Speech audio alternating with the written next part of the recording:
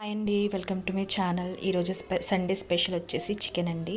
చికెన్ని నీట్గా వాష్ చేసుకుని దాంట్లో ఉప్పు, కారం, పసుపు, అల్లం వెల్లుల్లి పేస్ట్, కొంచెం ఆయిల్ వేసుకుని బాగా మిక్స్ చేసుకోవాలి.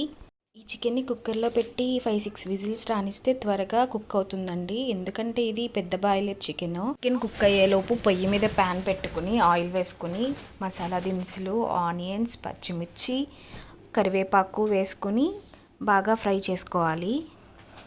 బాగా ఫ్రై అయిన తర్వాత ఉడికిన చికెన్ని వాటర్తో సహా ప్యాన్లో వేసుకోవాలి.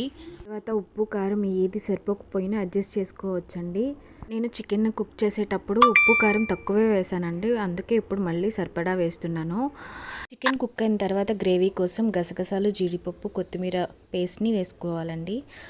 తర్వాత చికెన్ మసాలా వేసుకుంటే చికెన్ రెడీ అయిపోతుంది. ఈ వీడియో అన్నీ వచ్చిన షెఫ్స్ కోసం మాత్రం కాదండి, ఏమీ రాని వాళ్ళ కోసం చేస్తున్నా. ఒక పక్క మా అమ్మమ్మ గారెలు కావాలంటే మా అమ్మ గారెలు వేస్తుంది. ఈ వీడియో కనుక మీకు నచ్చితే ప్లీజ్ లైక్ అండ్ సబ్స్క్రైబ్.